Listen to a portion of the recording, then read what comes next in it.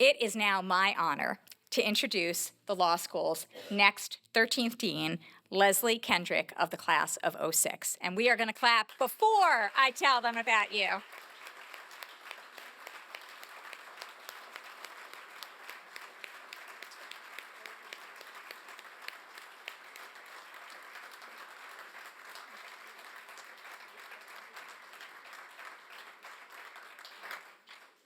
Okay. Leslie, I say introduce, but I know some of you have had her as a professor, some of you have met her in other contexts. Leslie is a member of the class of 2006, and she has been a member of our faculty since 2008, and was my vice dean from 2017 to 2021. If you think about those dates, I'm going to come back to that. Okay. For those of you who have not yet met Leslie, prepare to be impressed.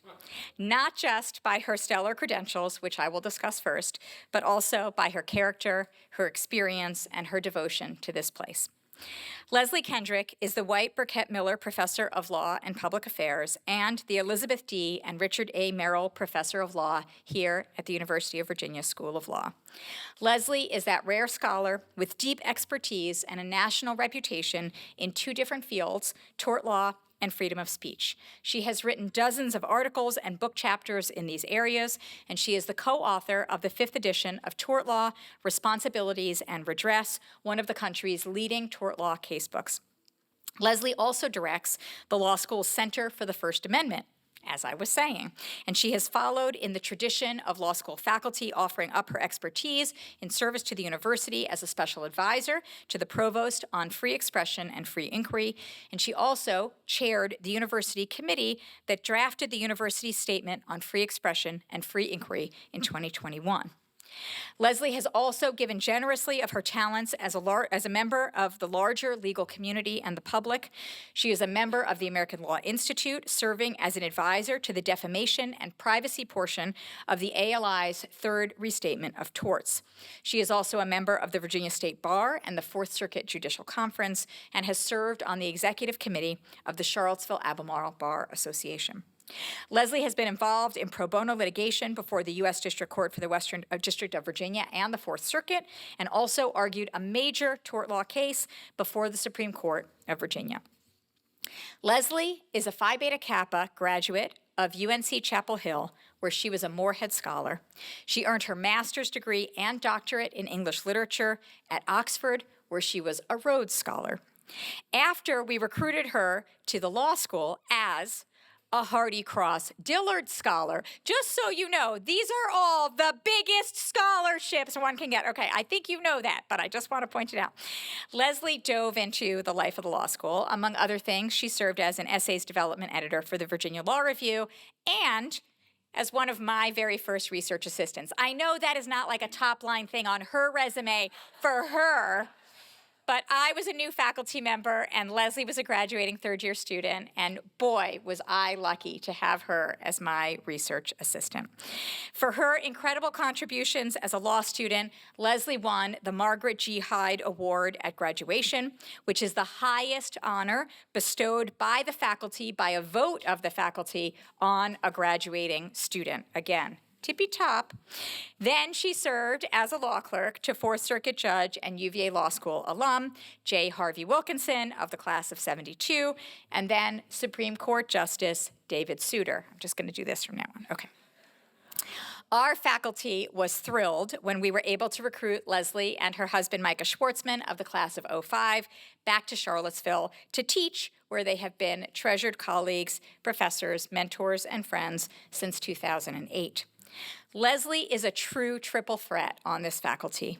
She excels at teaching. She is a beloved teacher and won UVA's All-University Teaching Award. She is an amazing scholar, as I have told you. She also won the law school's Carl McFarland Prize for outstanding research by a junior faculty member, and she has been key to my leadership and the administration of this law school throughout her time here, and especially during her time as my vice dean. As to the last, I relied on Leslie's wise counsel, razor-sharp mind, and friendship throughout my deanship, especially in those 4 years. She helped steer the law school through the challenges of the white supremacist and neo-Nazi violence of August 11th and 12th, 2017. and the COVID pandemic, where she was the primary academic officer who led our efforts to move operations online in 8 days in the spring of 2020 and then into a hybrid format for the following school year. There is no one I would rather be in a foxhole with than Leslie Kendrick. Leslie was also my partner in many happier things, like the law school's world-famous hiring spree during the COVID years when we hired 22 faculty in 3 years. I mean it, world famous. You can check the Twitter sphere. And in helping us establish 13 new centers of faculty excellence and so much else. What luck for me and for the law school and for all of us that Leslie was willing to give so much of herself to this school as vice dean, and that she is willing to do it again now as dean. I imagine that you have already come to the same conclusion I have by this point. Leslie is exactly the right person to lead this law school. She is a brilliant scholar and beloved teacher, a compassionate, pragmatic, hardworking, and innovative leader, and she is someone who knows this place as a student and an alumna and a faculty member and vice dean, and she shares the same values that have animated all of our deans, a love of this institution and its people. I know that Leslie will be an extraordinary dean for the law school. I know that she will love getting to know you and working with you as I have, and that I know that you will love her as I do. So, without further ado, I present to you our incoming 13th Dean of UVA Law School, Leslie Kendrick.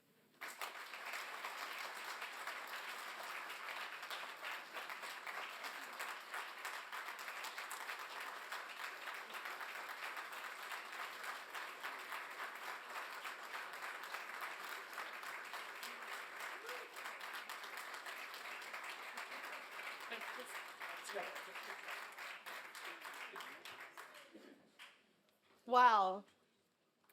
Good morning. I'm so glad to be with you. Thank you so much for the warm welcome. And Risa, thank you for that kind introduction, which I will remember for the rest of my life. It means more to me than I can say. I want to thank Beck. Oh, thank you. Maybe I'll move the podium up a little bit too.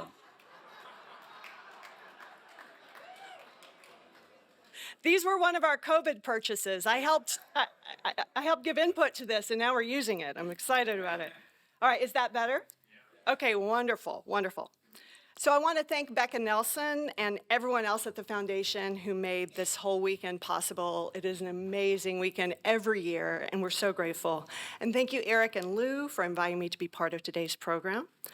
Now, as Risa said, I'm Leslie Kendrick. I'm a proud member of the UVA Law class of 2006.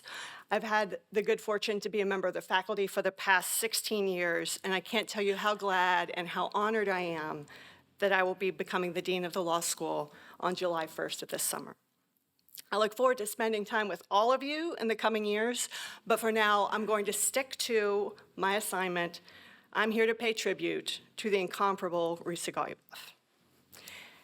As Risa mentioned, I've known her since I was in law school. I was her research assistant as a third year, but the first time I ever laid eyes on Risa, the first time I ever met her, I was a 1L law student sitting in the office of my small section contracts professor, Tom Nockbar, who many of you know and love.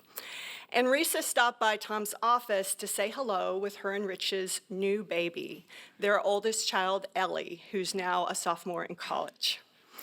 Little did I know then, as a nervous 1L cramming for my exams, that this place and this person would become such a significant part of my life. I then was one of Risa's research assistants as she finished her award-winning book, The Lost Promise of Civil Rights. And since then, she has been my boss and my mentor, my colleague and my friend, the Shirley to my Laverne, or maybe I'm the Laverne to her Shirley. And I know a lot of you have been around long enough to get that reference because I have too. I had a special perspective on Risa's deanship. For 4 years, as the vice dean, I had a front row seat, and at other times I was far from the action, living a placid life because she was working hard every day to make sure the rest of us could do what we came here for, to do research and teach the most wonderful law students in the country. So I have two very different perspectives, and from both, Risa made it look easy. And it isn't. I know it isn't, but she made it look easy every day. So I want to take just a few moments to tell you all, and to tell Risa, what an incredible person she is and what an impact she's made on this institution. First, there's Risa the scholar. Risa's a renowned legal historian who's made the law school her home for more than 2 decades, which is the entirety of her legal career. She's an expert on constitutional law and civil rights history. She's written 2 award-winning books on civil rights history, The Lost Promise of Civil Rights and Vagrant Nation, Police Power, Constitutional Change, and the Making of the 1960s. And she won the law school's Carl McFarland Prize for Excellence in Faculty Scholarship. Next, there's Risa the teacher. She also won the university's All-University Teaching Award in 2011, described by one former student as a professor on a relentless quest for class participation. She's known across generations of students, both for fostering thoughtful classroom discussion and for her incisive and brilliant lectures. As another former student once put it, a class with Risa Goluboff is so much more than a class. It's a true discourse, an intellectual adventure, and a downright deep experience. And if Risa is an extraordinary scholar and teacher, she has been an equally extraordinary dean. As the law school's 12th and its first woman and first Jewish dean, Risa presided over the hiring of 36 new faculty members, a generational restocking of talent, established 13 new academic centers, and recruited incoming classes, as you've heard, that are both the most diverse and the most highly credentialed in the law school's history.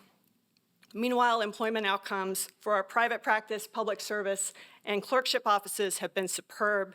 As Risa mentioned, the class of 2023's employment numbers are the best we've ever seen, among the top 5 in the country of every category that we track. Risa has also worked to make both legal services and the legal profession more accessible. She added or revived 10 additional clinics for a total of 24 law school clinics that serve clients across the country and the Commonwealth, as well as providing practice experience for our students. She vastly expanded support for careers in public service, including she raised the amount of public service summer grants, and she guaranteed funding to any law student working in public service for the summer. She created full tuition public service scholarships, and she expanded the law school's public service loan forgiveness program so that all students working in legal positions paying less than $100,000 are eligible for assistance. Risa also spearheaded the law school's Roadmap Scholars Initiative, which she described to you. It was her brainchild, and she led it. It's, as you know, a 2-year pipeline program for first-generation and low-income college students.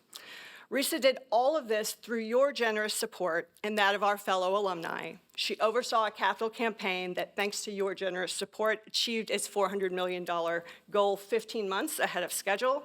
And during her deanship, the law school's endowment grew more than 75% to $845.7 million. In all of these ways, Risa built on the excellence of this institution to make it even stronger than it was before. And she did so while leading wisely and gracefully through some of the most momentous events of our times. Only 1 year into her deanship, she chaired the Dean's Working Group for Recovery and Response to August 11th and 12th, leading the university's response to the white supremacist violence that occurred in Charlottesville in 2017.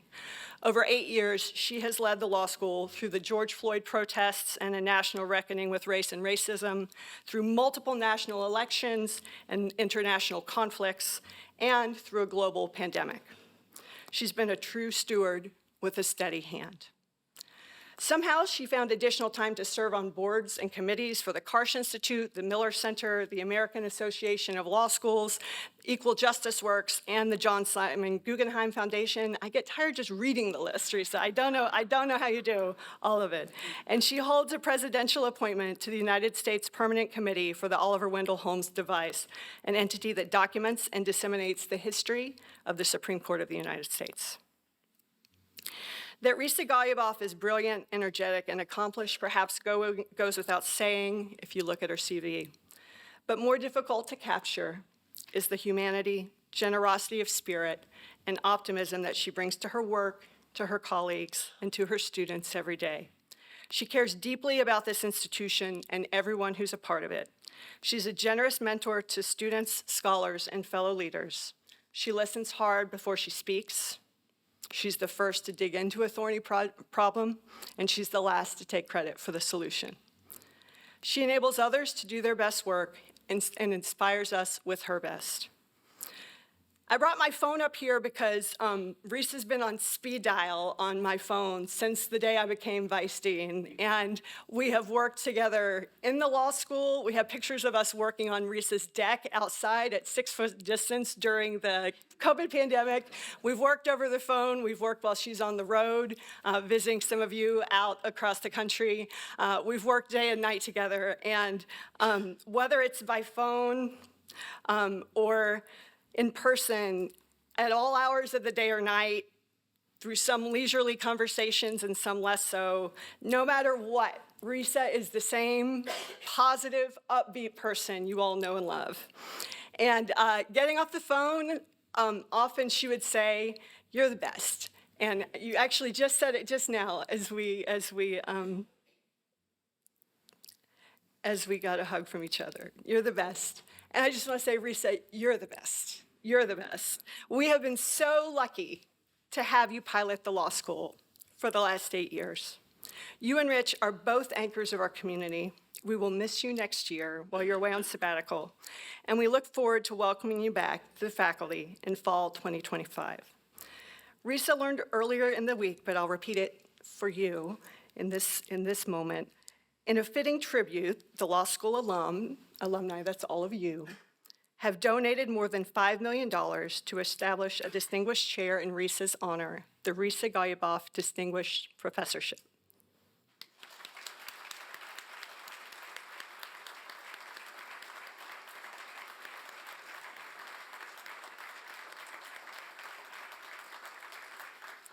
Risa, your legacy will always be part of this law school in so many ways, and we are thrilled to have that legacy honored through this chair and to be able to thank you here and now for all you have done for this place that we all love.